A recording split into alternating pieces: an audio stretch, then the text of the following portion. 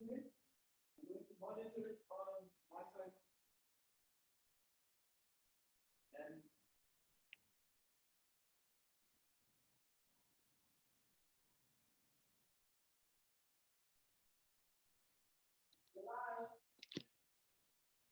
greetings to those who are attending this discussion online. Greetings to those who will be watching in future. Sanbonani, Nganbengelela, Modweni, thank you for joining us. My name is Mwalela Cele. I'm the researcher for Tricontinental Institute for Social Research and co-director of public programs at the Forge. We are based in Braamfontein, Johannesburg. I'm happy to greet you and welcome you on behalf of Tricontinental Institute for Social Research, an international movement-driven institution which is focused on stimulating intellectual debate that will serve people's aspirations. This year is the centenary of Paulo Freire.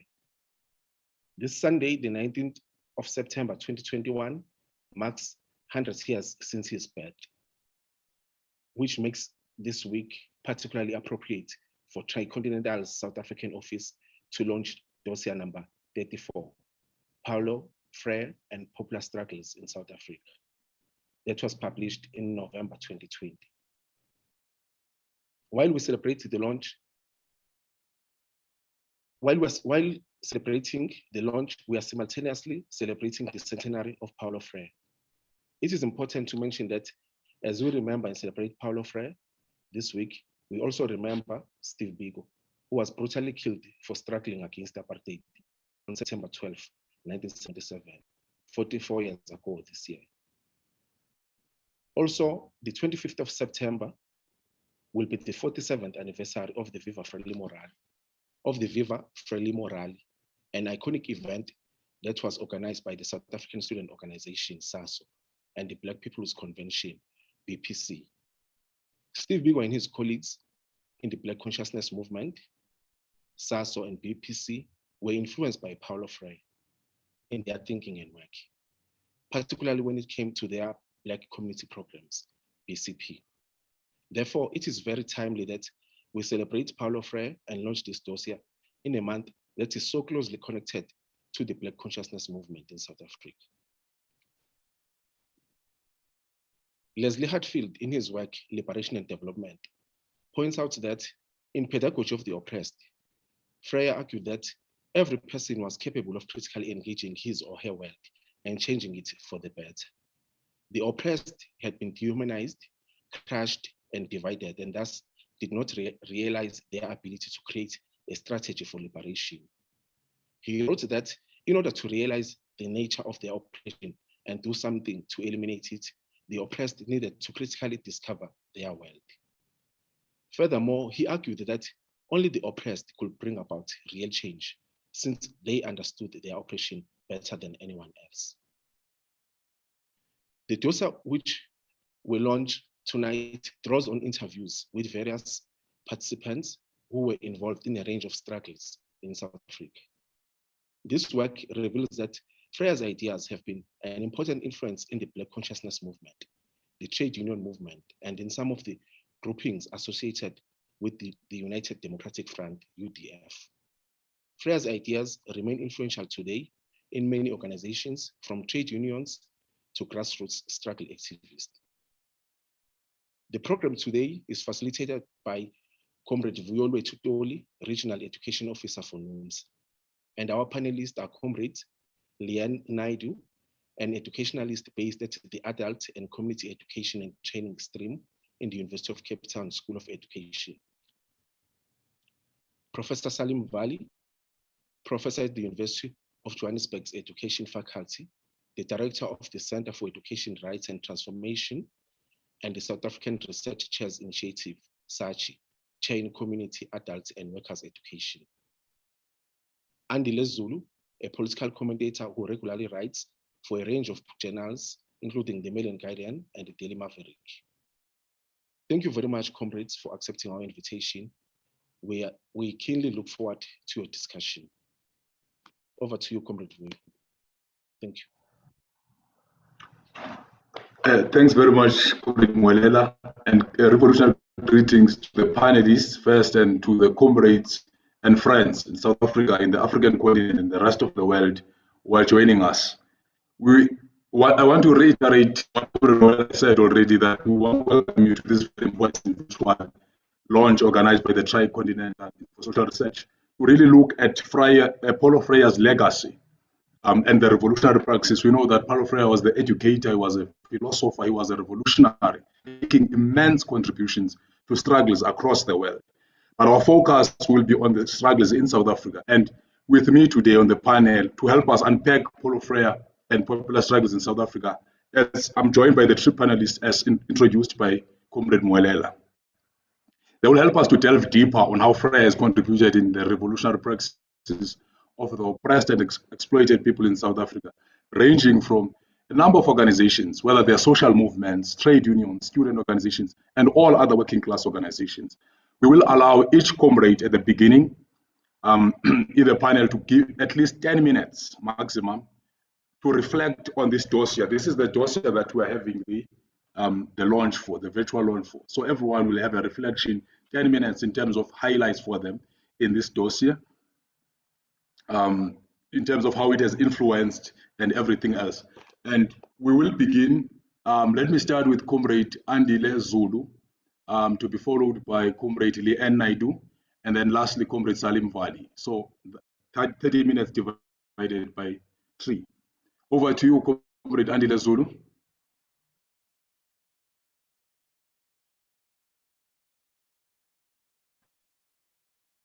Thank you for the introduction and greetings, everyone from wherever in the world you're joining us right now.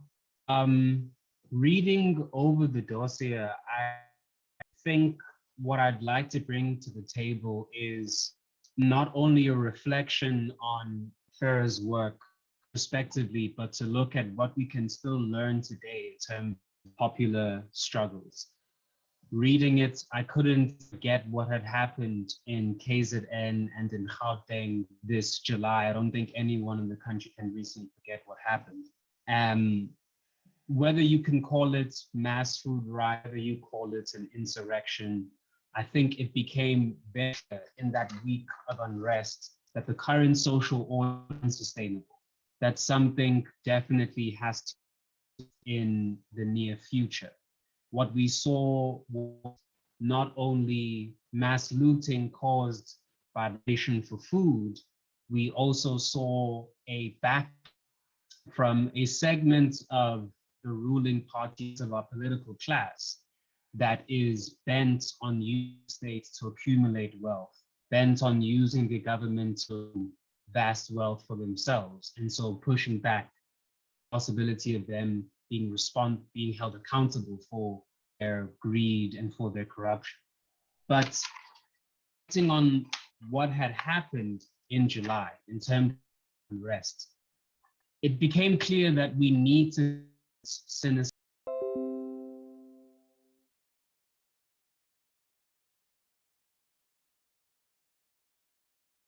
Hunting new, the possibility of creating alternatives, regardless of how presence may look.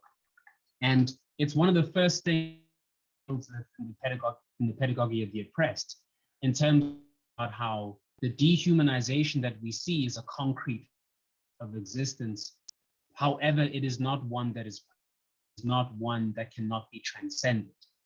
And so I think you find in South Africa right now, especially in the past, is a lot of despair and cynicism. I feel that because our problems are so severe and because the scale of our issues is so large, current order cannot be moved beyond. There is the perception things are only going to get worse and that they're never going to get better. You have cynicism on the one hand that says that South Africa is going towards becoming another Zimbabwe, have those sort of colonial nightmares of a European future for South Africa. And then on the other hand, you have many citizens, many working class citizens, unemployed people, feeling powerless, feeling as if there's nothing to change their situation, because constantly they're by obstacles, whether the obstacle of trying to secure food, the obstacle of negligence politics, of an unresponsive government, people feel that nothing can change. However, Freire's work reminds us that we can act upon his. And so I think the popular movements in South Africa, whether it's dealing with gender-based violence, whether it's dealing with queer issues, whether it's dealing with racial capitalism, is a popular movement to remind people and reflect collectively about the possibility of changing situations.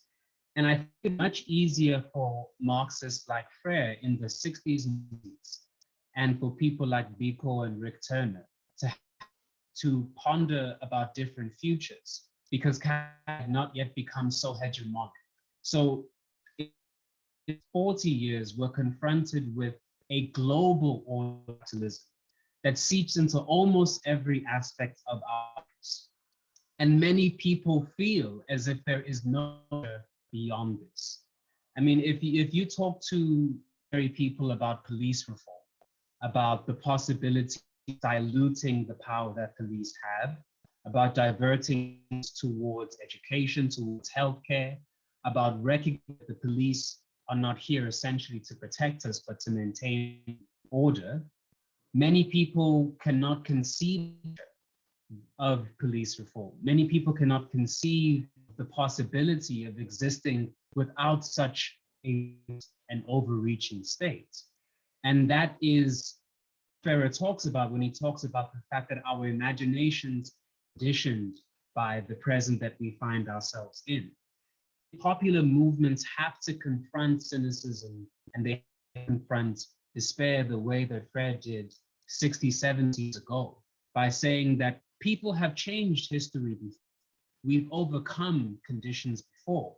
And it is only through collective action and collective reflection that we can do. And it doesn't have to always occur on a grand scale. I have some friends in the Free State here in South Africa who are young people, independent candidates running for the elections. And a part of the reason why they're doing it is that they want young South Africans that it is possible in the present, some power, in order to have better service delivery, to have more food security, in order to have safer streets and neighborhoods and better schools. And so I think through collection on a minimal level, you're able to show people that we can transcend this current moment. If people were not able to recognize the possibility of new futures, people like Rick Turner, people like Biko would not have taken on the task that they did. Because if nothing can change, what's the point of giving effort towards this place? So I think we have to get out to the role of what Freire calls the animators, who go to where ordinary individuals are and use our abilities and our resources to animate conceptions of a different future. If we are not able to show people that things can change, citizens are not going to be persuaded or going to be compelled to involve themselves in popular struggle. Second thing I think that we can learn from Freire now, specific to the African context, is the danger of becoming oppressors. Reading the Pedagogy of the Oppressed, luckily I got it as a gift earlier this year, and reading it, I was stunned by how prophetic Freire, because he saw the situation of when people themselves in liberation. Because our imaginations are by the dominant oppressive system, we ourselves can agitate its mentalities and its thoughts, ideals. And you see this in South Africa amongst our political, especially, and even amongst some of our activists. If, for example, if you look at Black liberation, look at what Biko was trying to achieve in the 70s, in a utilitarian vision of society, one in which fundamental needs were met, but one in which people to access the means of production, to live, in which people's rights were respected, and so on. So Black liberation has a very egalitarian meaning. However, now, the meaning of Black liberation is a seat at the table of those who are powerful and those who are dominant. Black liberation means attaining the wealth that was once the exclusive of white South Africans. It now means abolishing the hierarchies which oppress millions of people. Instead, it means trying to put Black faces in high places, considering about how power actually affects people ordinarily. And Freire consistently warns against this danger of imitating the thinking of the dominant class. If you look at the discussion around land reclamation, land restitution in South Africa, for example, a lot of the discussions in the mainstream media and even amongst liberals and are not about mass food security, about giving people food sovereignty. It's about creating a mass of Black agriculturalists who are going to manage the food industry in the same way that their white counterparts once did. But somehow it's a sign of liberation because those individuals are Black and not white. So I think I'll end it there, but I think there's still a lot to learn from Freire. Even now, I think that is a testament to how powerful the work was. It's penetrate through time, and we can still find lessons in it today.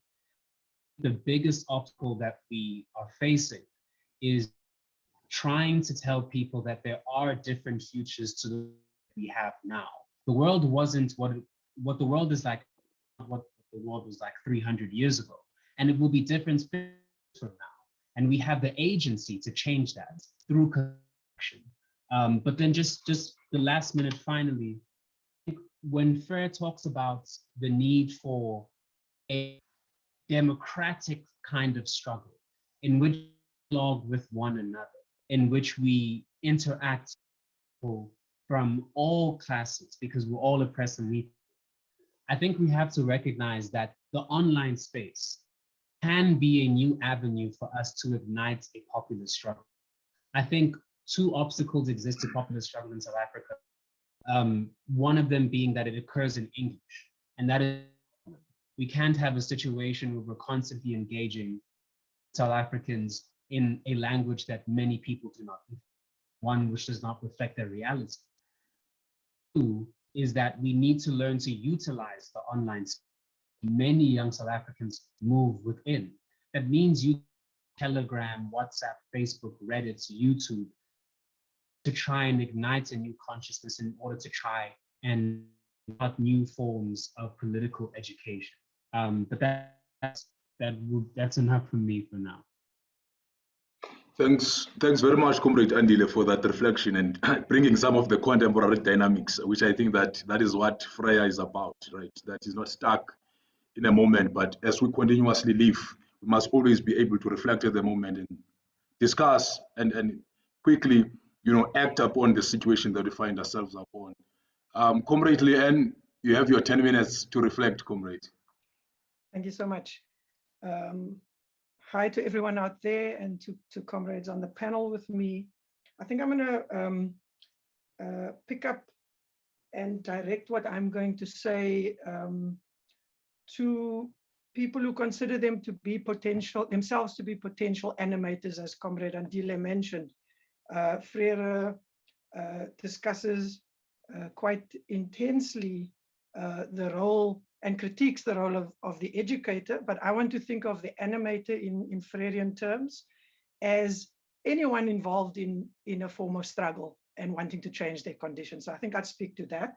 Also, just to encourage people, if you haven't yet read the dossier, it really gives very detailed content of the way in which Freire was used in the various struggles that existed historically.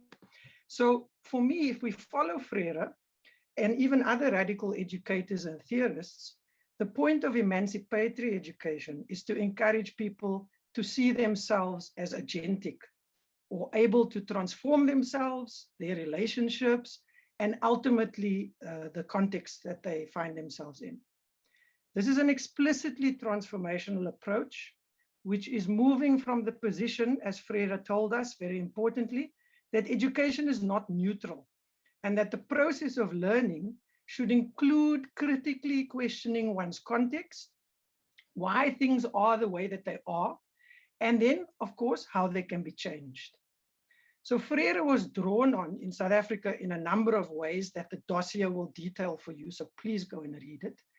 Most interesting to me and in my work has been in the historical experience of critical education work of students.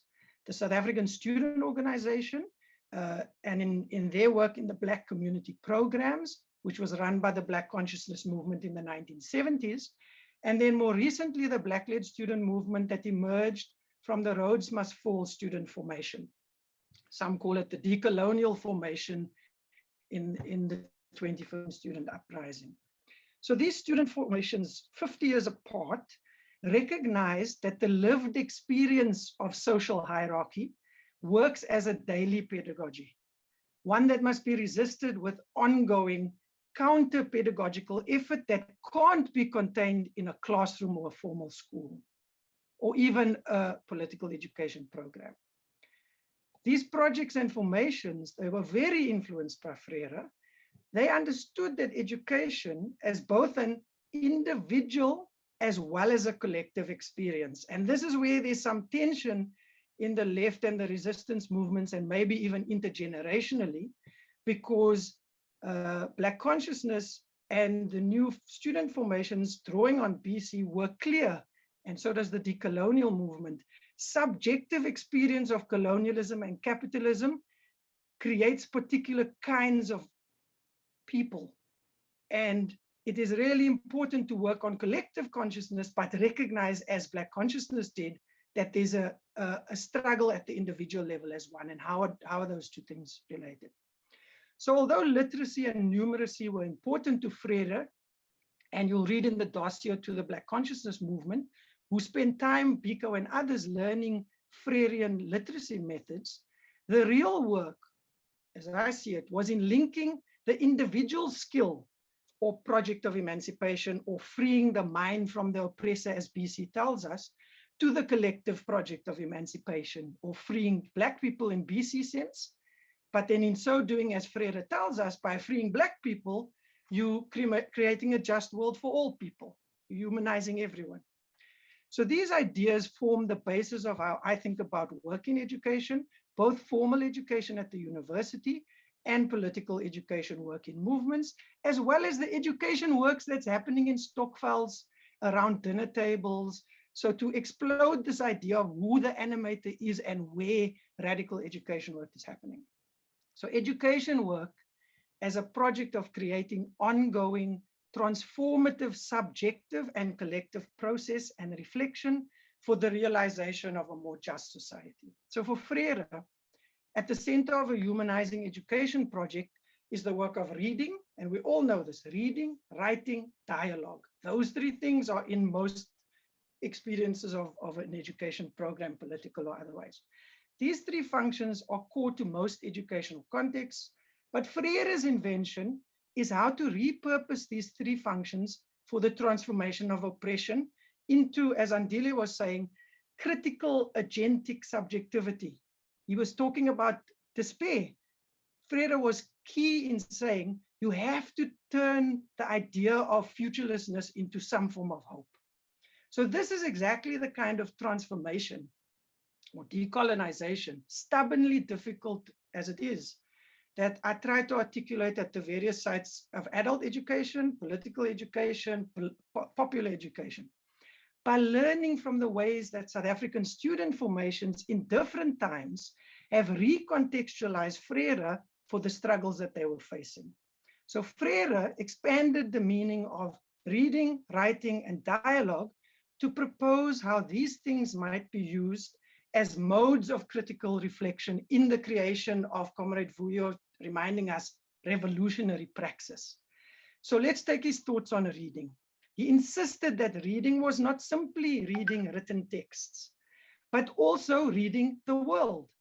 So in my own teaching and collective reading and writing engagements, I've seen how this expanded and generous view of reading has welcomed and opened people ordinarily totally intimidated by reading the word, as Freire called it, to an educational experience. People need to be encouraged to develop some kind of proficiency and love for reading, almost against the way we've been raised, socialized in spite of the way that the formal schooling has failed us to help, or failed to help us access written texts. So there's various ways that SASO and RMF did this, and there's ways that you can read and find out about that. I don't have time to go into it. So in selecting texts for reading, it's important to use a combination of differently written texts, ranging from academic, book chapters, popular newspaper articles, poems, song lyrics, struggle song lyrics, critical reflection pieces. This idea that we must just focus on only Marx or only an academic text is exclusionary, and it doesn't work. So we also need to be finding ways to critically include these other kinds of texts that emerge out of people's lived experiences. So we can see the world itself as textual, as having the capacity to be read and interpreted. This helps us analyze our own existing skills as readers, but also to confront the fear that we face when we have to read particular texts. So this expanded understanding of textuality and reading helps us to grow confidence in reading, and works against the feelings of alienation, of understanding Black struggle, socialist struggle in other parts of the world. Reading is really important skill for this. Freire similarly expands his understanding of writing. He argued that the act of writing should be understood to include different forms of creation and expression, and that these forms are important ways of moving into writing formal texts. So while essays will remain a key, and opinion pieces will remain a key form of writing, making space for people to do oral presentations, we know this in the union context and other places, to write poetry, to jam old struggle songs with new lyrics for a different time, popular education methods like role-playing, the use of critical reflective pieces of writing. This ensures an expanded engagement with people's experiences. Now, let me say something quickly about experience and the engagement with experience.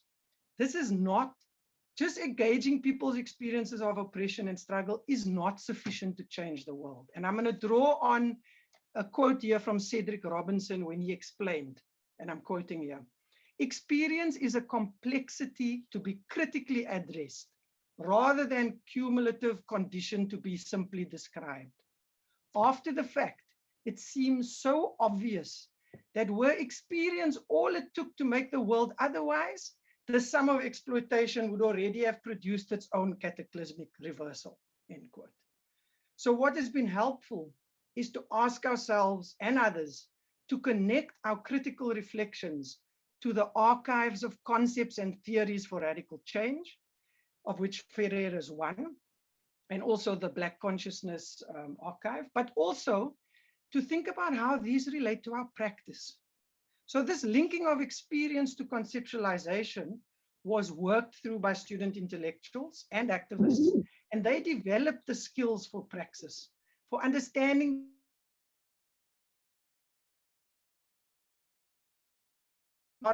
they created spaces and processes for this kind of praxis.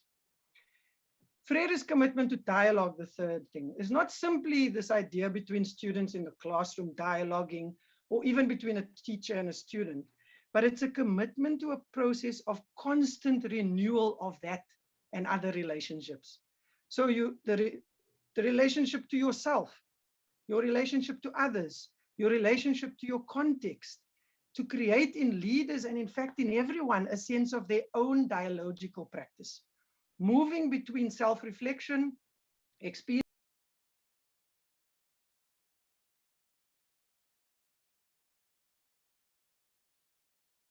and contextual analysis, and to be able to create processes and contexts in which everybody can experiment with dialogue and engagement, not just a political cadre, a university student, a professor, and so on.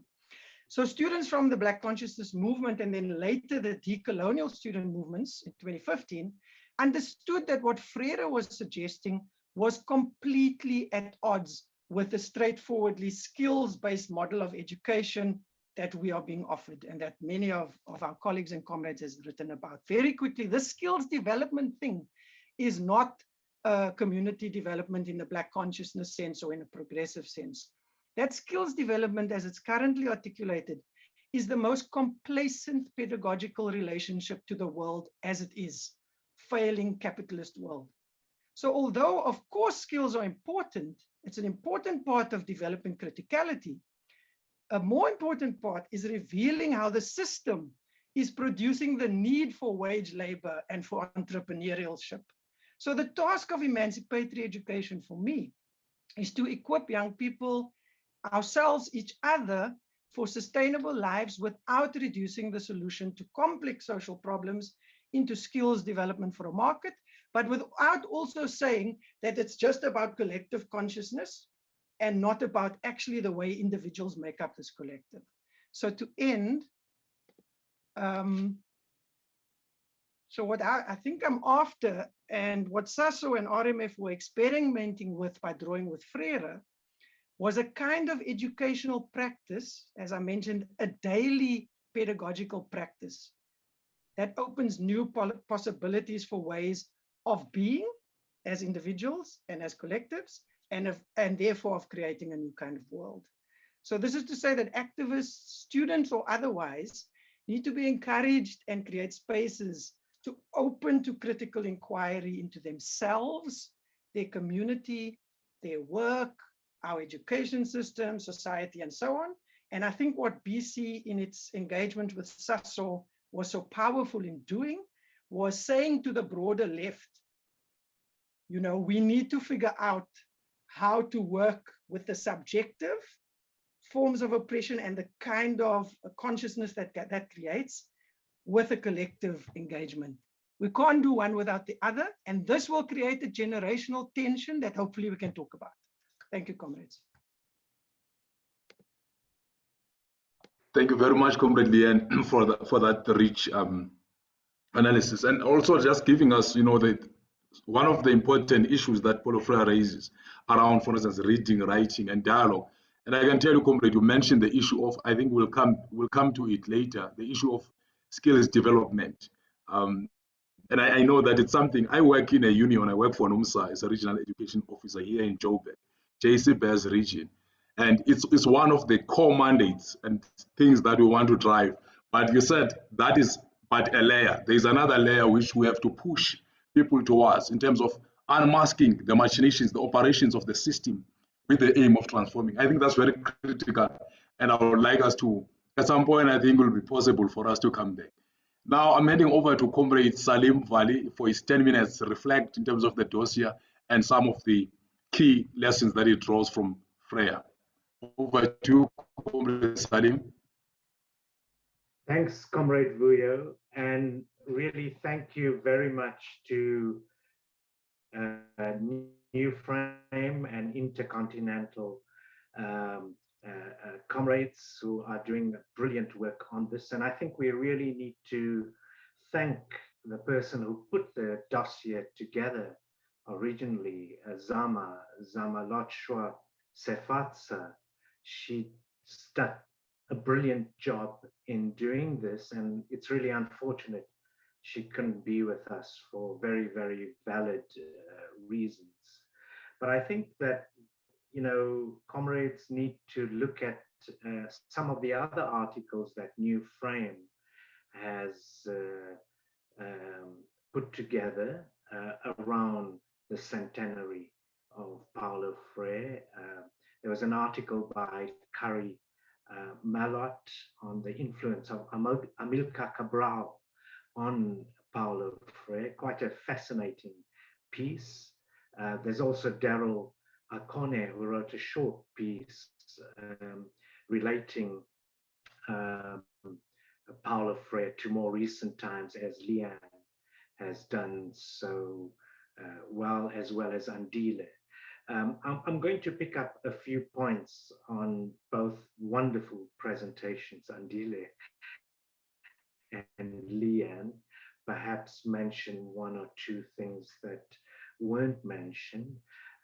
But, you know, for some time now, we've had local literature on the influence of Paulo Freire, which remains really pertinent. Neville Alexander, in his book, Education and the National Liberation Struggle, has had some very important things to say in the past, as well as Fulu,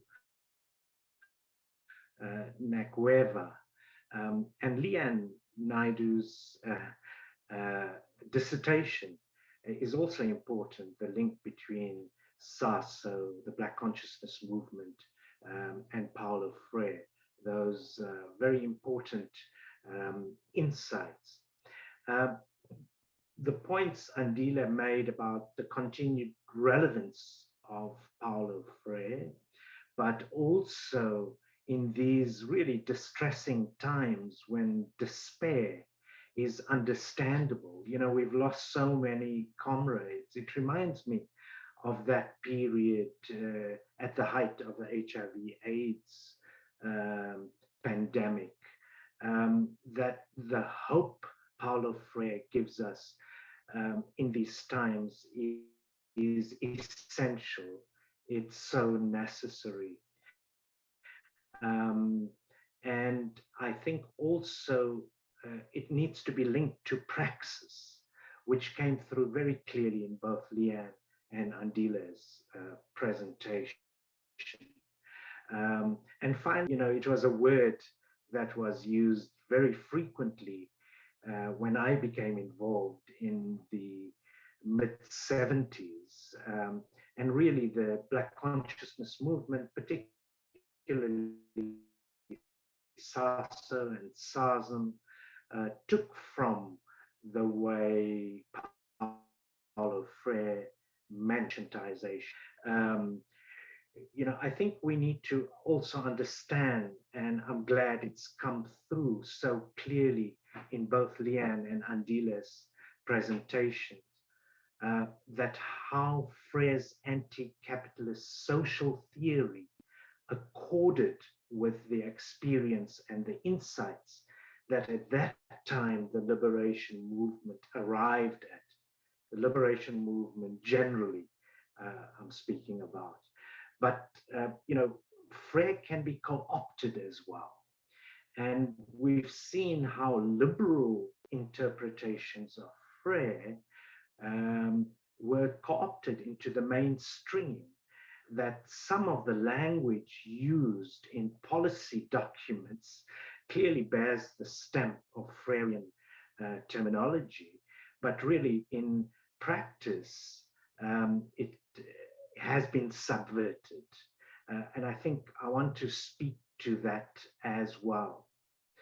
I think we should also mention that in terms of the relevance of Freire, that, you know, the question of the poverty and inequality in South Africa when Freire's ideas was accepted, embraced, and why it resonated, that poverty and inequality remains the same.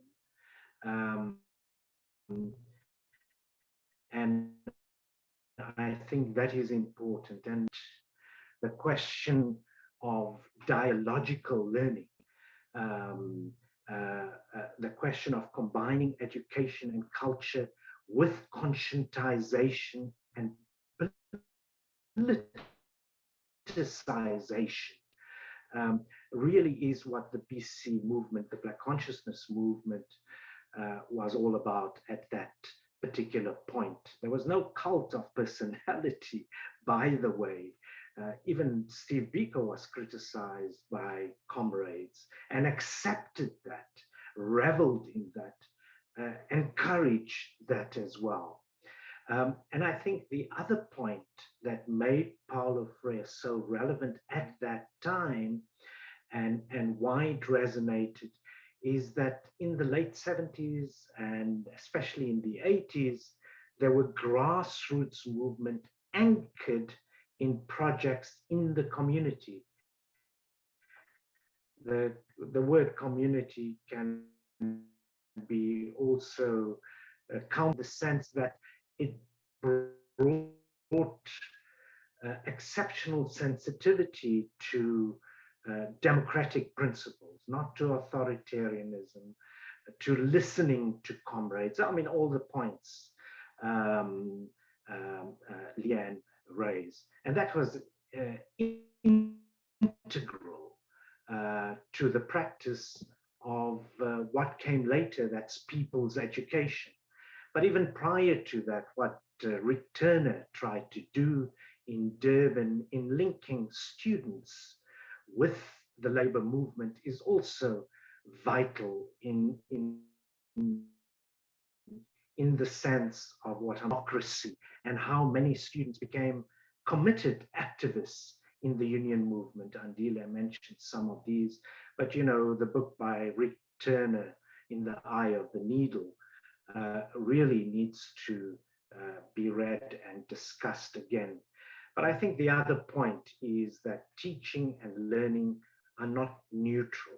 It's a point that emphasized by Leanne, that these are political acts and knowledge cannot be neutral.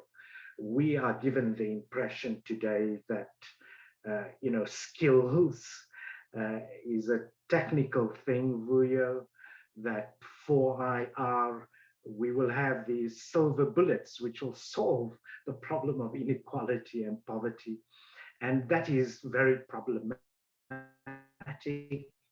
And we can take a lesson from what Paulo Freire said about education not being neutral.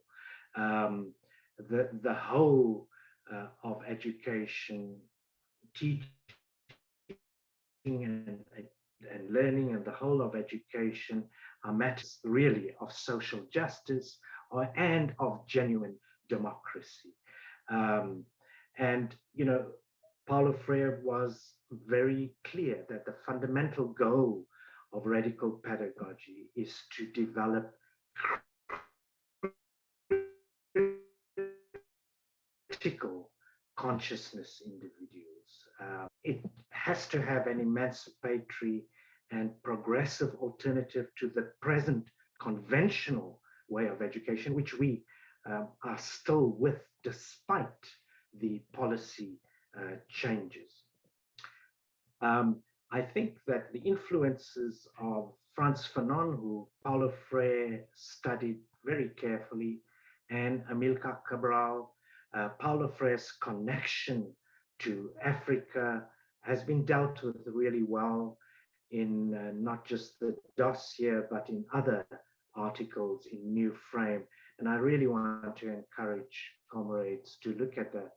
I don't have the time to do that right now, but I also think that in 1980, you know, Paulo Freire became active in the Workers' Party, and he was appointed Sao Paulo's Secretary of Education. So the kind of changes he tried to make, the work accomplished with teachers, have many lessons for us. Quite often we are told there is no alternative, and we try, and our policymakers try to mimic what is in the West, but they forget examples like Brazil, what Paulo Freire tried to do. They forget our own history as well, because we had alternatives in the process of struggle.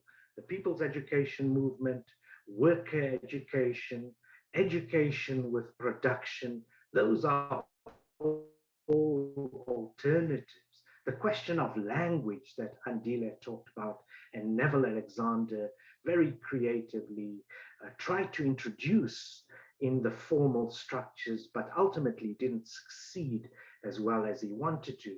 These are all possibilities and alternatives. I think the radical pedagogy and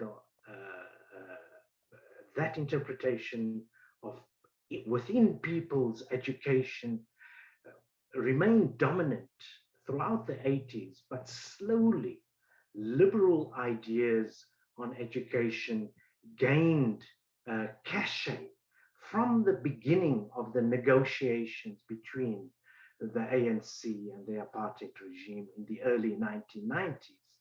And then the role of civil society, of social movements, even the language of people's education became increasingly marginal to the overall project of genuine educational change, which can't be separated from the socio-economic context. You know, there's a wonderful line which Paulo Freire wrote in his correspondence with comrades in Guinea-Bissau. He mentioned, which is the leitmotif, by the way, of our center, which is reading the word and the world, changing the text and the context. So these things are really linked, but slowly the discourse and content shifted substantially from radical demands which focused on social engagements, changing social relations, addressing capitalism quite clearly, democratizing power relations, to one which emphasizes economic growth and trickle down skills in order to do that, to compete in the marketplace, not the kind of skills people need, but the kind of skill the capitalist system needs, which are very tenuous, actually, changes all the time. Questions of outcomes, cost effectiveness, economic competitiveness, and many of us who oppose that treatment in very real ways. So today, really, I think, you know, people talk glibly about critical pedagogy. I mean, Leanne will also tell you a number of our colleagues who are quite conservative academically and who didn't support higher education as a public good, fees must fall, etc., all say they support Paulo Freire and critical pedagogy. So I think it's vitally important that we understand it critically. And this era of neoliberalism, the preoccupation with economic accountability in higher education, really need to end. We know you've been quite generous, but I think of the oppressed remains vital as a way of reclaiming our humanity and our historical vocation. Addressing the persistence of the colonial condition, and looking at the dialectic, which both Andile and Leanne mentioned, and the need for a revolutionary praxis.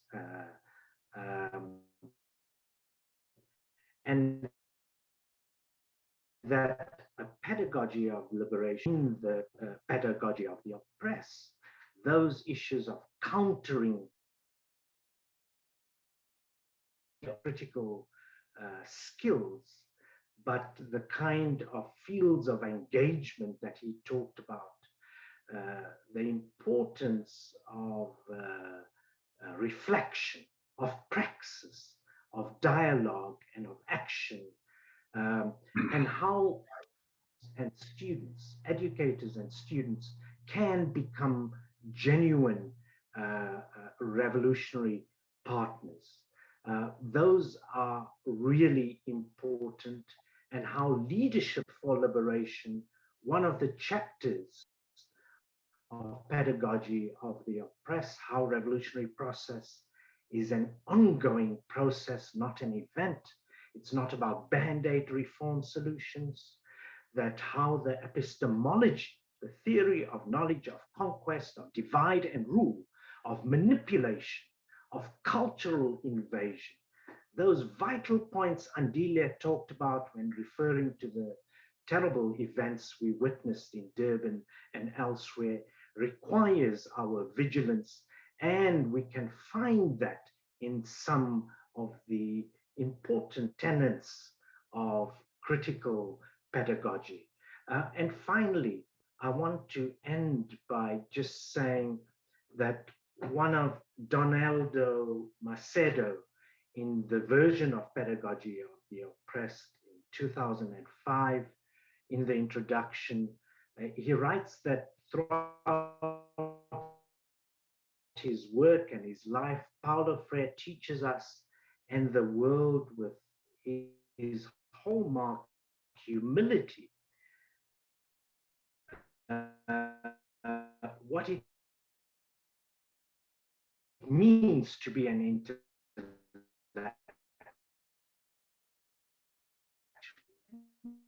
with his penetrating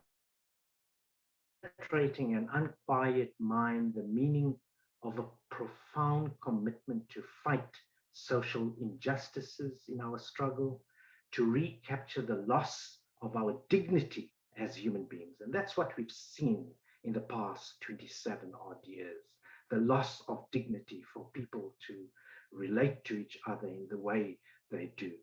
He ends by saying we need to say no to the neoliberal fatalism, that view that there is no alternative, the view that is informed by the ethics of the market, of the marketplace, of big business, and ethics in which a minority makes more profits against the lives of the majority. In other words, those who cannot compete quite literally die today.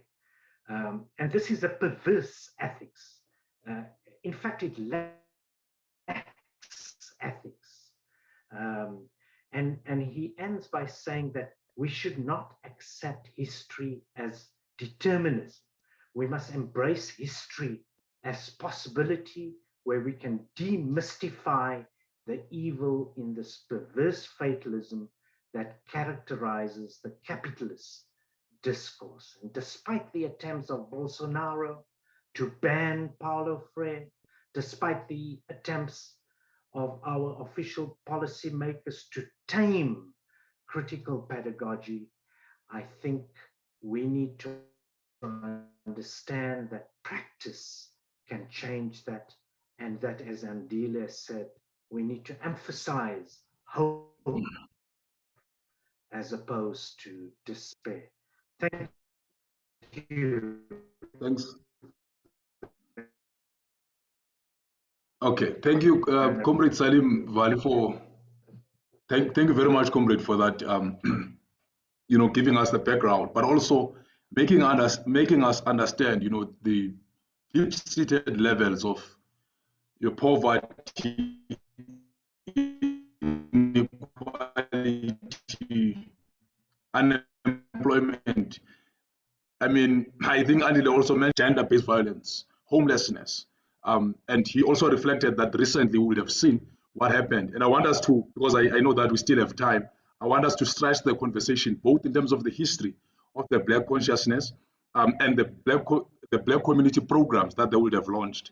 And I know that the Tricontinental will have a launch of that specific dossier. I don't want to preempt a lot, but it's almost impossible for us not to reflect on that. I just want to again remind comrades, friends who are watching that, as Comrade Leon mentioned, here is this dossier that we are talking about. When you find time, go to the Tricontinental website and go through and read the dossier, comrades. A lot of insights that are here, a lot of history in terms of how Paulo Freire has influenced and shaped the thinking of movements. Now, I want us to perhaps continue. I think both from all the three of the panelists, you mentioned that in South Africa and how it was influenced by Freire ideas. But I want perhaps to direct the question, openly, the comrades must reflect. At the times of SASO, the South African Student Organizations, the Black Consciousness Movement, remember there would have been a lull with the banning of the African National Congress and the Pan-African Congress, the PAC at the time. At the time when the students, young people emerged, I think you mentioned Steve Biko, a whole lot of others, Oprimo Kwape were there, Bani Pichana, a number of comrades who formed part, Rick Turner as well. They would have the education influenced by Freire's ideas, influenced by people like Frantz Fanon and other revolutionaries. The counter narrative that they're trying to develop obviously was in contrast with what the apartheid education system was. You know, yes, the banking system of apartheid, but which wanted them to be inferior and not be able to resist. You know, so I want perhaps to, especially with Comrade Lian, Comrade Salim, can also reflect on this, that what are the insights that we, especially for our organizations today, what insights, what are the lessons that we can draw from those? Because here is a situation that they were faced with, you know, the brutal apartheid education, which in the words of Ernest Cole, the photographer, he called it education for servitude. They were developing an alternative education. And we saw that in the Freirean sense, it was praxis, because it was not just education amongst themselves, like trying to shift the narrative, but they had community programs. You can talk of a whole lot of like either clinics and other programs which the upcoming dossier launch will unpack. So I want comrades perhaps to, and also Comrade Andile, you feel free to reflect on this. I want to give each of you perhaps some 3 minutes or so, or 4, to begin to reflect on this particular question, both in terms of the past and the present. And I think, as Comrade Lian was mentioning, with the rise of struggles today, I mean, you mentioned also the Black, the student movements, you know, the decolonization movement in the universities. We see it also manifesting in the communities. There's definitely, you know, influence of ideas. But I want us to dwell in terms of how they did that at that stage, and what are the lessons in us building our organizations today and shifting completely the banking education system and being transforming. I can start with Comrade Lian perhaps, and then go to Comrade Salim, and then Comrade Andy will come. I'll also check questions. Fantastic. Yeah, that's a good question. Thank you so much, Comrade Vuyo, and thanks to panelists for laying out some ideas for us to think through with you. So I think one of the important things about SASO, even as they were inside of an inferior education system, because as we know, under apartheid, it was segregated according to race and even to ethnicity. The thing that was really important was that the first thing they did as activists was critique the education system itself. So before they get to the community programs, reaching out to other people, thinking that they're going to conscientize their family members and their community, they take their very context as the basis for trying to analyze where they sit in the system. And as I think it was, I can't remember if it was Comrade Andile or Salim, but in the dossier certainly, there is also a question raised about leadership. And if we think about leadership in the political sense, not in the classroom sense, there's this question of whose analysis, who has the program, who is the vanguard?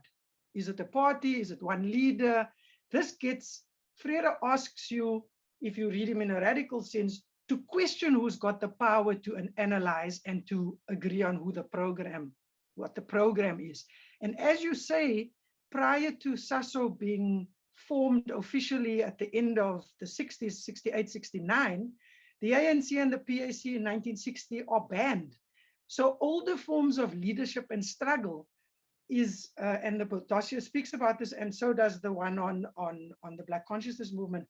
There's a vacuum of political leadership and a moment over 8-9 years of possibility for rethinking what leadership is and rethinking who the animator of resistance and struggle can be. And so it's into this that the student movement comes.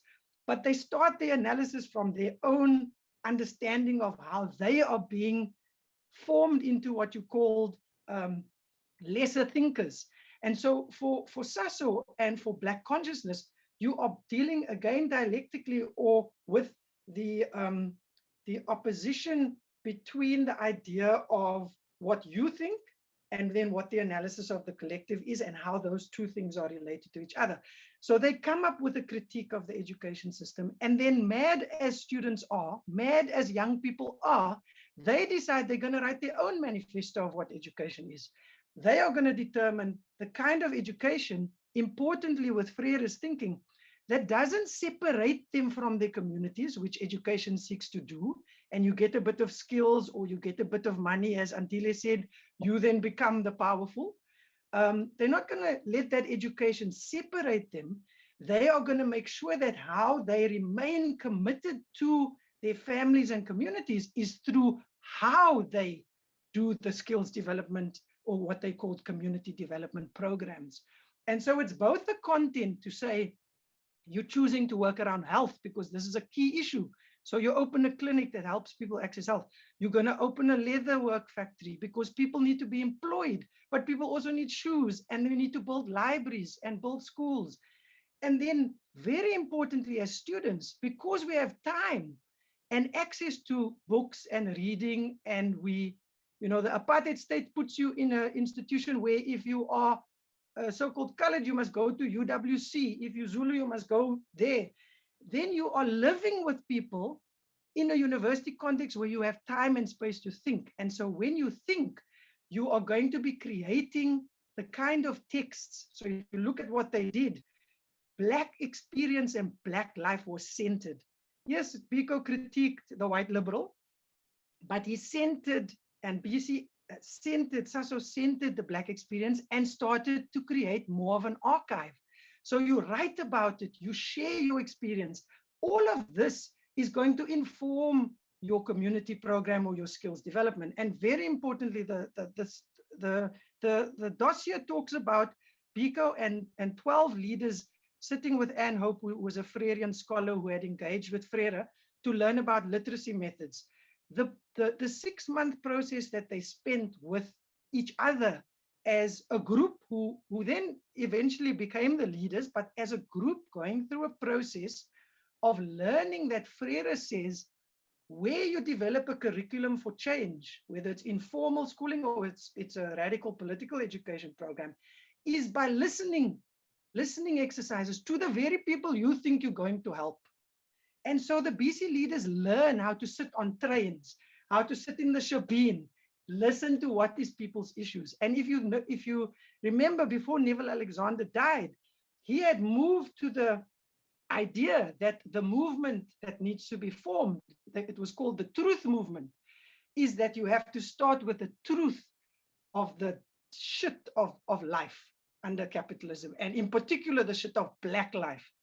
So when you go and listen to that, and you have an orientation that says, this education, this job that I'm getting is taking me away from struggle, is inducting me or assimilating me into the capitalist project. And in the post-apartheid, Black students at Rosemars Fall and at other white institutions recognize that they're being inducted into a largely colonial white supremacist way of thinking.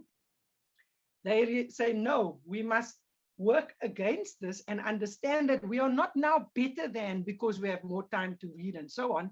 Our job as animators is to make more space for everyone to do this. And in the process of doing that, we have to be careful of our powers operating. Unfortunately, at that time, the question of sexuality and gender, even though there were struggles around it, it was largely marginalized, even more marginalized in left circles than the question of racism. In the student movement of the 2015s, you have the influence of Black radical feminism to add to what BC in the 60s, and again, as it reemerges, drawing on negritude in France, Black power in the US, Pan-Africanism on the continent, drawing on all these radical texts that you can read about Black struggle in other places. The feminist and queer struggles get included through this idea of intersectionality, which complexifies our analysis and complexifies the struggles and complexifies our tactics and the ways in which we enact our struggle. So for me, those were key things that actually I think all of us can learn from students in saying, how is my power, even as I don't have much of it yet as a student, how is that process of assimilating me, of giving me more power through a form of education, drawing me away from struggle and from the people who I say I want to be animator with, facilitator with, and in struggle with. Thank you very much, Comrade Leanne. And I think before I even shift to Comrade Salim, there's something that you mentioned there. I don't want to dwell much, but there's something you mentioned about, the students in this epoch. And one of the things that I can think of Now, for instance, one of the things we saw sharply, even in the Fees Must Fall, the Roads Must Fall, was the Student and Worker Alliance. But Comrade Salim, coming back to you, and this notion of the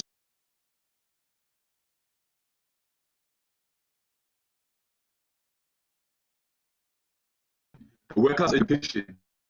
And I know very well that one of the, for instance, if you talk of the Durban strike of 1973, the momentum that led up to that Durban strike was the Student Worker Alliance. And people like Rick Turner, Steve Biko, and them found rolling their sleeves, and the student movement, backing the working class movement as well. So I want you, as you're about to reflect on that SASO role, and individuals like Rick Turner and many others, to also draw on that, what made the possibilities of that Student Worker Alliance in the time. Even now we'll see it, but we'll see that it sometimes happens and drops.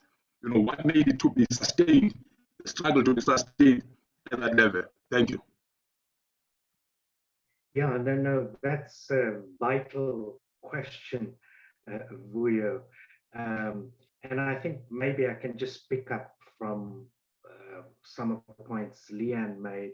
I think, her points towards the end was also showing that the BC movement was not a homogenous movement, and it wasn't without contradictions.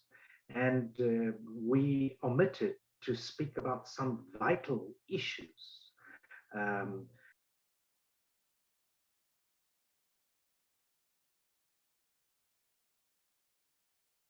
As prominently as it should have, but more and more people were open to the idea, and thanks to the women's movement, this did make an impact, but not to the extent that it should have.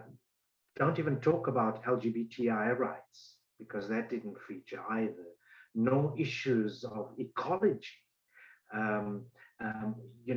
So I think we shouldn't have a romanticized view that there were so many positive things that we've talked about, but there were things that, because of the particular context, and it is a process, right?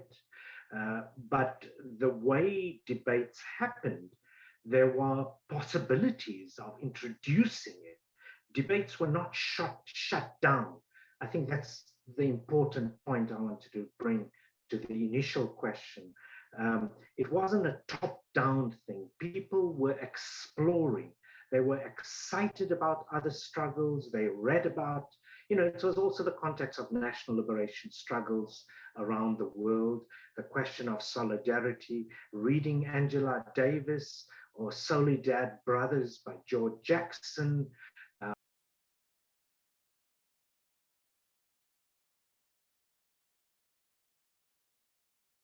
and the BC movement as well.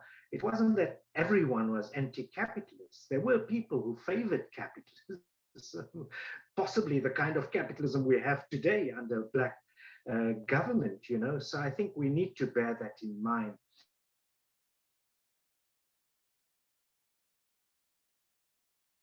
With critical pedagogy and the influence of Paulo Freire and other struggles, the students were very clear it must be rooted in communities. They didn't see themselves divorced from these struggles on the grounds.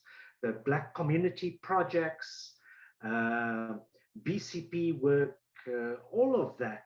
And many of these projects, in later years, people know of Dr. Abu Bakr Asvat, popularly known as the People's Doctor, but even the health work around the doctors and nurses influenced by critical pedagogy had those elements, and going into the community, whether it was literacy or primary health issues, it had those strands of going into the community, working with the community. So the question of workers' struggles, of student involvement in the early years through even burial societies or doing some research, doesn't seem too major today, but all of that was around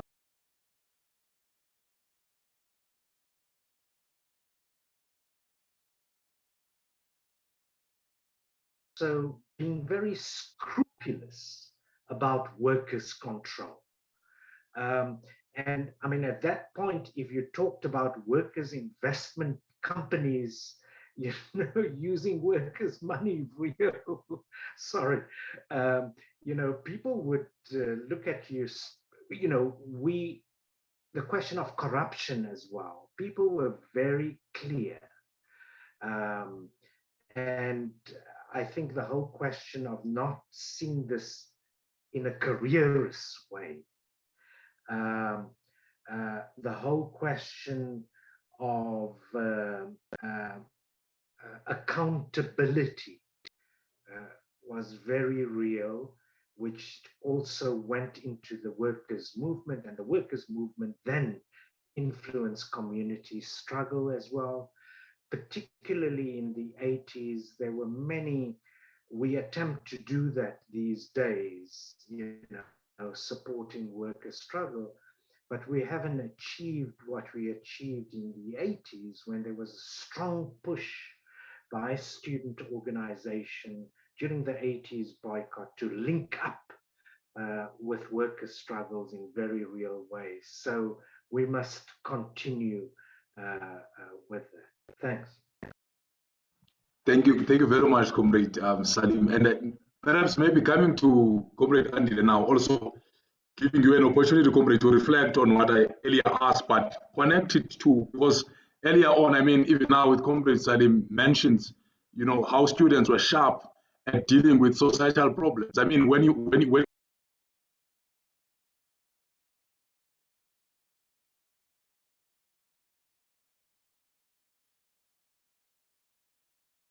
would characterize it as a looting. There's so many words that were given to it.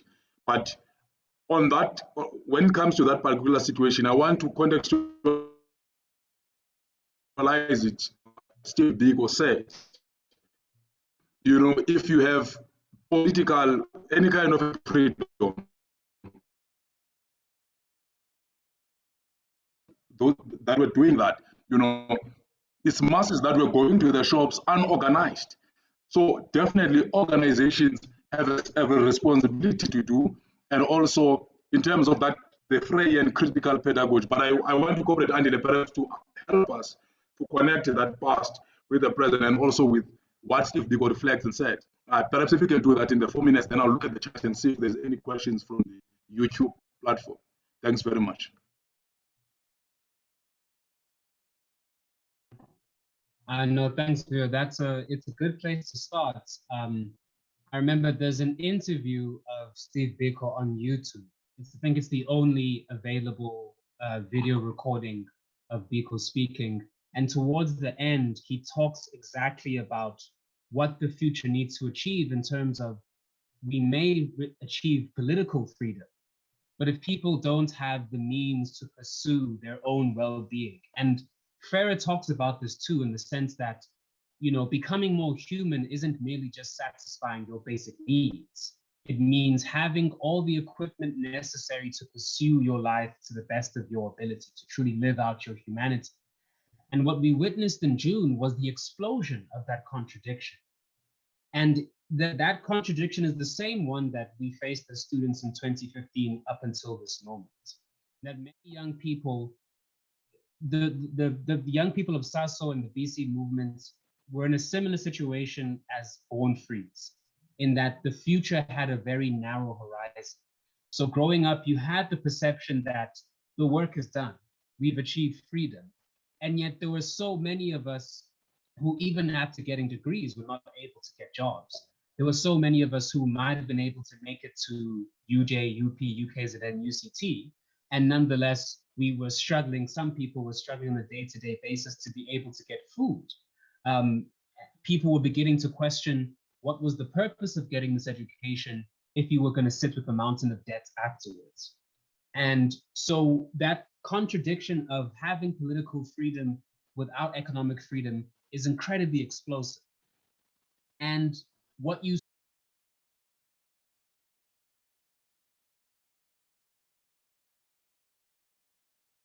gradual basis. Because I remember in 2015, instead of having SRC members and student leaders talk down to us, they mobilized students collectively. And for days and weeks, we sat together discussing exactly what our problems were. And it was a range of issues, whether from security on campus in terms of women on campus not feeling safe, in terms of the homophobia on campus leading to queer people not feeling safe, in terms of students going hungry on campus, and the list goes on. So those communal discussions among students, and it wasn't 50, 100 people. At one point at UKZN in the students' hall, we had thousands of students present on one day, all coming forward, discussing their individual experiences. And of course, the state pushed back on this each year, as they always do. But towards 2020, the beginning of 2020, what you saw is that these critical discussions were beginning to give birth to a class consciousness among students. Fees Must Fall initially started very much as an issue about how do we decolonize the university? How do we make education more, I don't want to say hospitable, but more accommodating for those who are poor, for those who are Black? But eventually it became a discussion of, well, why should we have to pay for this education in the first place? If it's such a net positive to society, why is this education commodified? And those discussions were beginning to happen in 2020. And at UKZN, the reaction of management was severe in terms of constantly trying to stop the issue from escalating. Because then you present the establishment with a very big concern if you begin to question why education is paid for in the first place. And it led to people realizing that we have this whole system, in fact, which privatizes the very things that we need to survive. More than that, a lot of young students were realizing that the degree was not an assurance of employment because the economic system itself systemically produces unemployment. And so, in some smaller spaces, you were having discussions about what would education look like in an instance where you did not have to learn in order to survive and gain skills, but what would education look like if you did it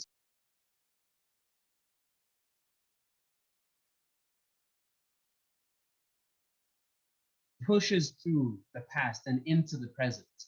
And I appreciate it a lot because, you have a lot of discussions among some leftist circles, which want to underestimate the ability of people to think for themselves. And you see it especially amongst our commentators and some people in the liberal spaces and some leftist spaces, where there's the assumption that working class people, people who are poor, have no ability to rationally think for themselves and come up with solutions to their problems.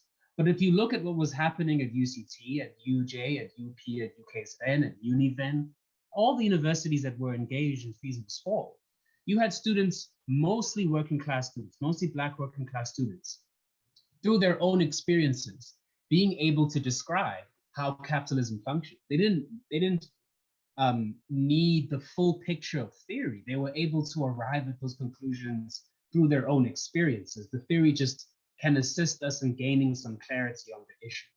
So I think we can never underestimate the ability of people, when given the space and when given the agency, to be able to discuss and debate and deliberate and arrive at very radical conclusions over time. If I predict that if Fees Must Fall will rise again, and I do think it will, once we sort out the issue of social distancing in universities, I think it's going to be much more radical this time around, especially due to the insecurity caused by COVID and also just the mismanagement of the government. So I think the future looks good for students on universities if we're able to seize that space towards radical ends, perhaps. Thank you very much, Comrade Andy. I'm just going to, because there are comments that are coming, I think, from the YouTube platform. So I think that for now, I only have two. And then perhaps because the discussion itself is supposed to end at 7:30, the time that was scheduled. So I will also come back and give to you as panelists, perhaps some 1-2 minutes to have an opportunity to just make a final reflection out of this important discussion. There's a comment from Mandla Mthembu. He said, the conscientization of those who live in the periphery of the global state we know as the third world must address the centrality of identity in our struggle for self-determination. And then there was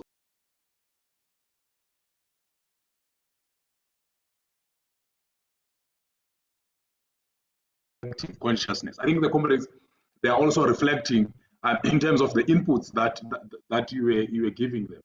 But I just wanted to, before I hand over, there's a very important phrase. I just could not, I can't finish without saying from Freire himself, there was this notion of people yearning for humanization, where they are consistently dehumanized, by oppressive and exploitative systems. He says this is from the Pedagogy of the Oppressed. But while both humanization and dehumanization are real alternatives, only the first is the people's vocation. This vocation is constantly negated, yet it is affirmed by that very negation. It is thwarted by injustice, exploitation, oppression, and the violence of the oppressors. It is affirmed by the yearning of the oppressed for freedom and justice, and by their struggle to recover their lost humanity. And I say that, comrades, as we're about to reflect the roundup.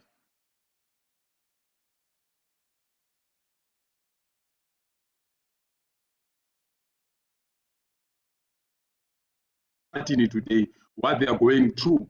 You can speak of the people of Western Sahara, the occupation by Morocco. You can speak of Palestine. The evils that are perpetuated by the Zionist Israeli regime, and across the world, where imperialism either is suffocating forces that are trying to think of alternatives. Just give us hope. Just 1 or 2 minutes remaining. Try to give us hope out of this discussion. What is our way forward? I can start with you, Comrade Salim, and then Comrade Andil, and finally Comrade Liane.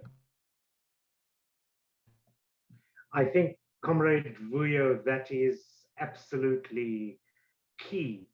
And that's why the whole theme of this centenary, including in Brazil, by the way, is to make hope possible. And I think Andile and Liane very clearly expressed why critical pedagogy, critical consciousness, and all that surrounds it is vital if we want to make hope possible. I think the lessons of the past and of the recent past, the Fees Must Fall movement, Roads Must Fall, must be taken very seriously. I think we need self-reflection. We need to be critical, particularly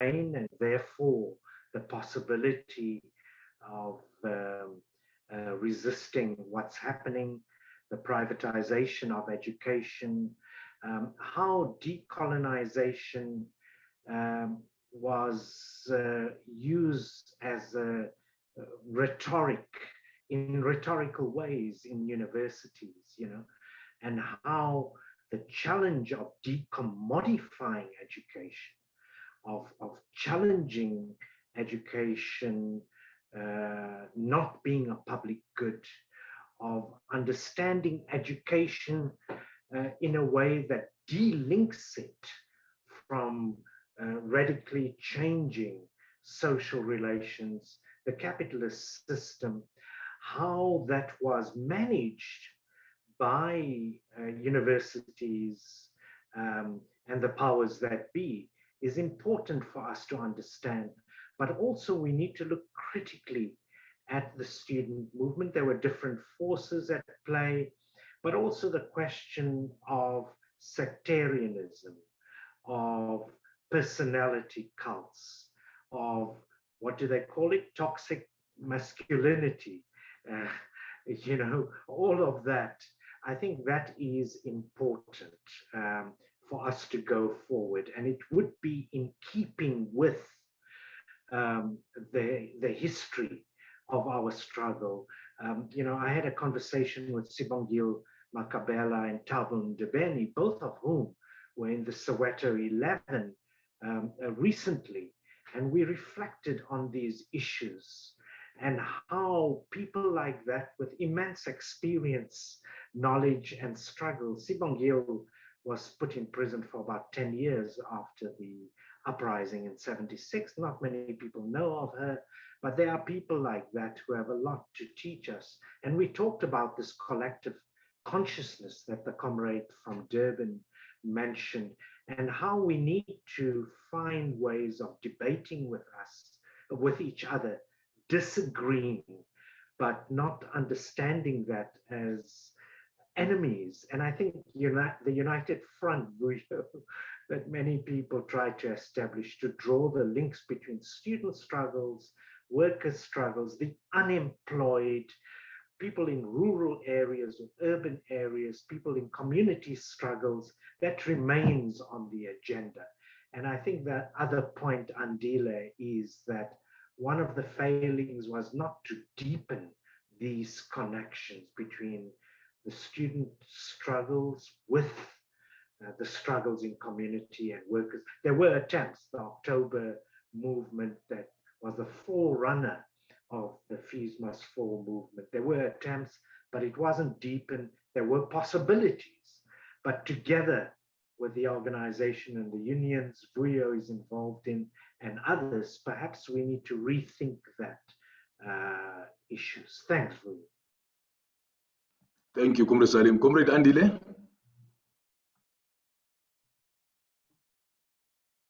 Thank you. In terms of where we can find hope, I think Comrade Salim touches upon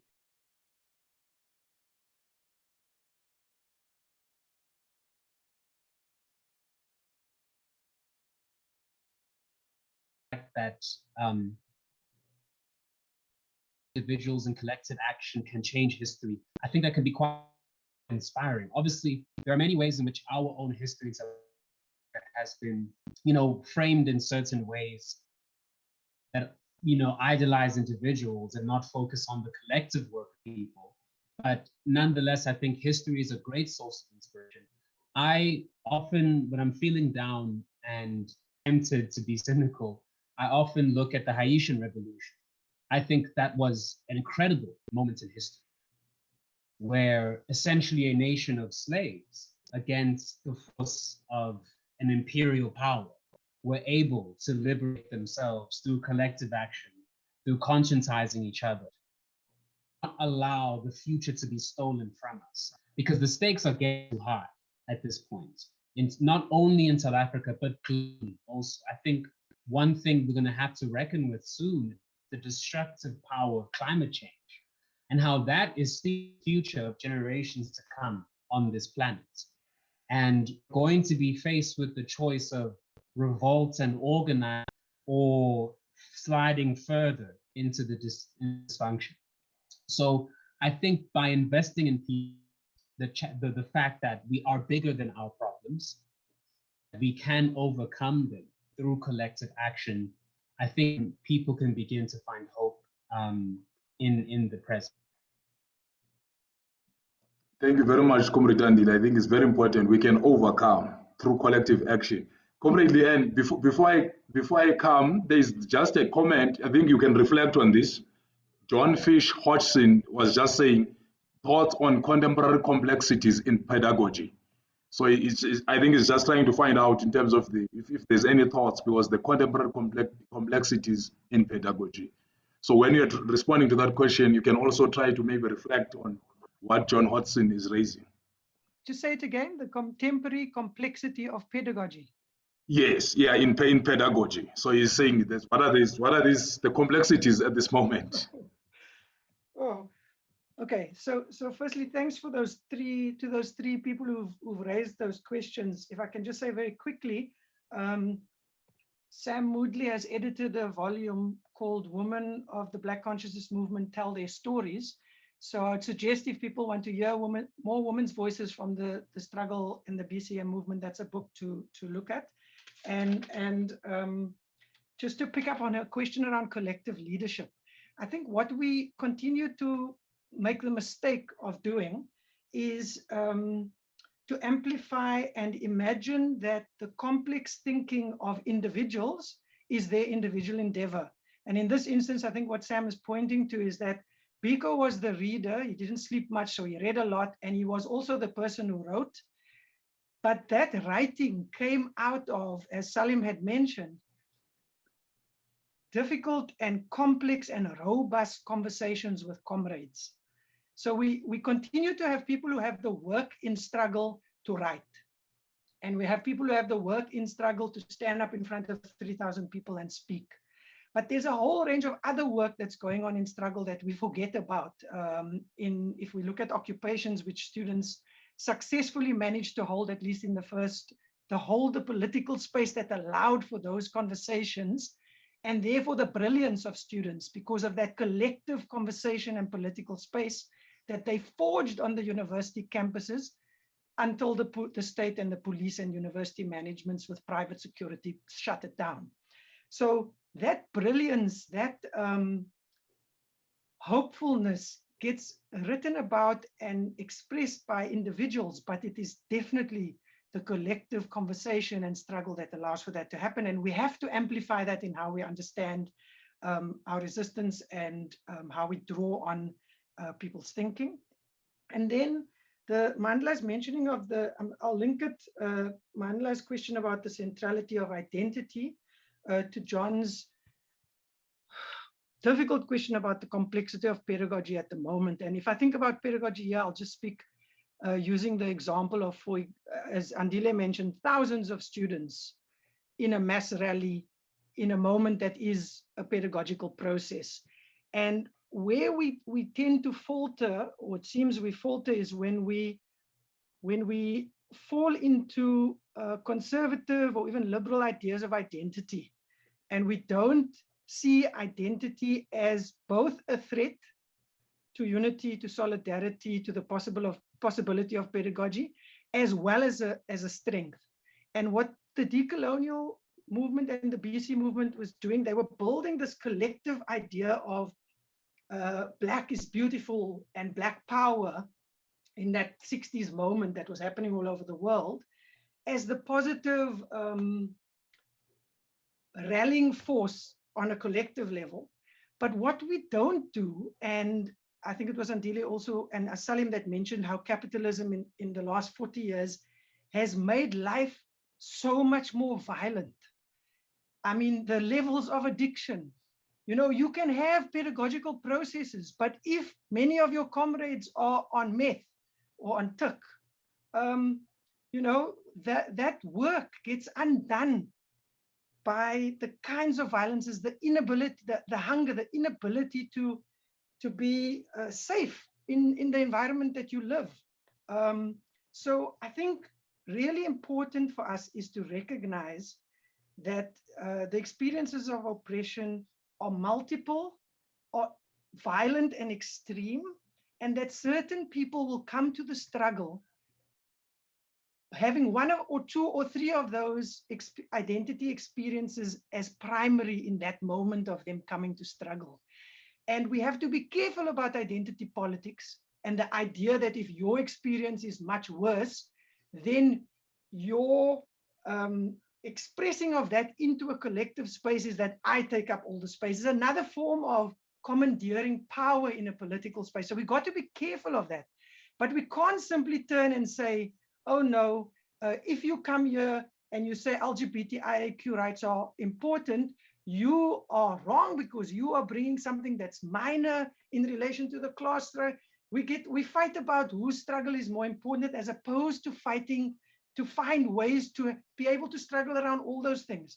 And then I want to end by saying, Andile's point also early on in your first input around how we go to the police and how we go to the military and the prison to come and solve the issues of violence that we face, whether it's gangs or drugs or xenophobia.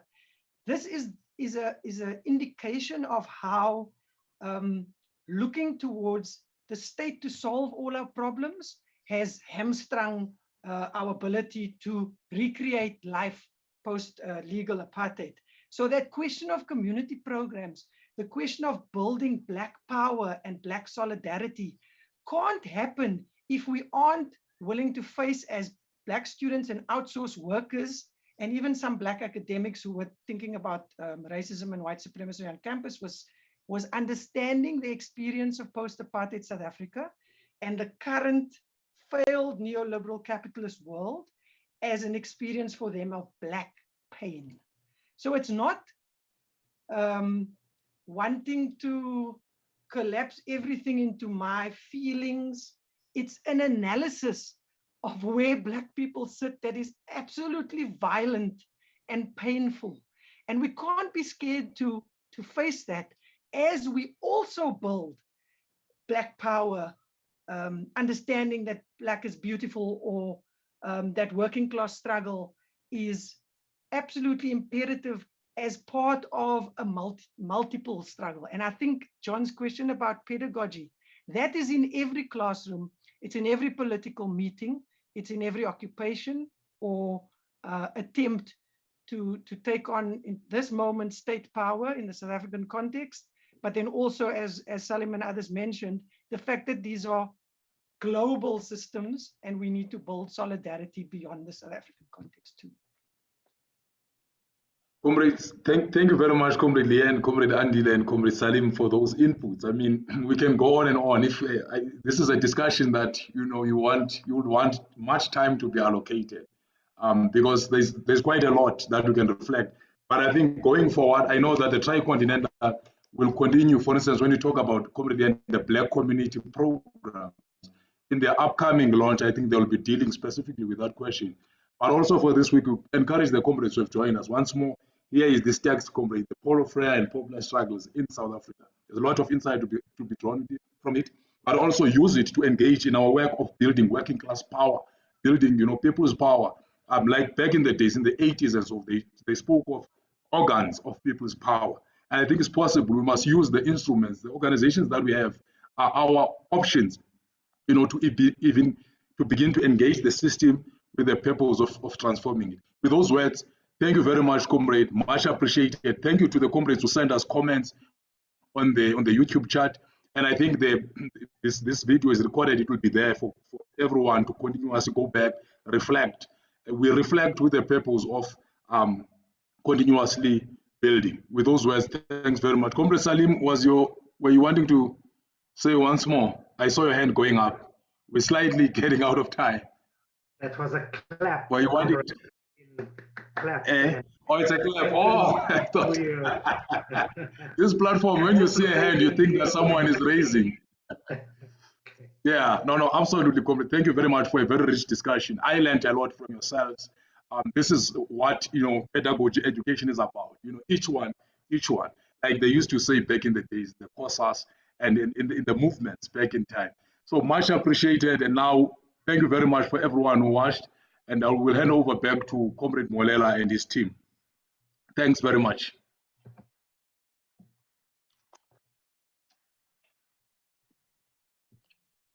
Thank you, comrade.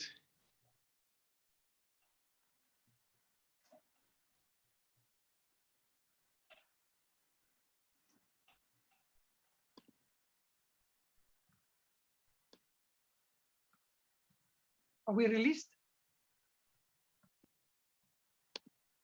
We can. Okay, we can log off. I'm just checking quickly if we're still streaming. Okay.